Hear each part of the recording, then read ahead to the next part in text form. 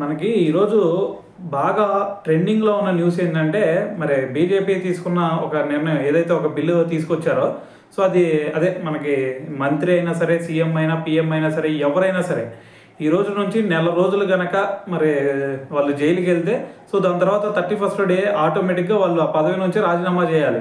So మరి ఈ బిల్లుని ఇప్పుడు మరి ఆమోదం అయిద్దా లేదా అనేది ఇక్కడ పెద్ద ఇష్యూగా మారింది. అయితే దీని గురించి ఒకసారి కనుక మనం మాట్లాడితే మరి నెల రోజులు జైలుకి వెళ్ళిన మంత్రుల తొలగింపు బిల్లు పార్లమెంట్లో పాస్ అవుతుందా అనేది మరి ఒక పెద్ద ప్రశ్నగా నెలకొంది. మరి రాజ్యాంగ సవరణకు ఉభయ సభల్లో అంటే 2/3 మెజార్టీ ఉండాలా.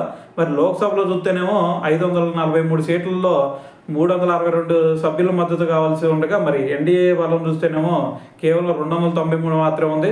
మరి ఇక రాజ్యసభలోని 240 సభ్యుల్లో మరి 164 మంది ఒప్పుకోవాలి. మరి అక్కడ అధికార పక్షానికి ఉంది కేవలం 125 మాత్రమే. మరి సొంత సంఖ్యాబలం లేక ప్రతిపక్షాలు తీవ్రంగా వ్యతిరేకిస్తున్న నేపథ్యంలో మరి బిల్లు ఆమోదం ఎలా అనేది సో మరి చూడాలి దీని గురించి.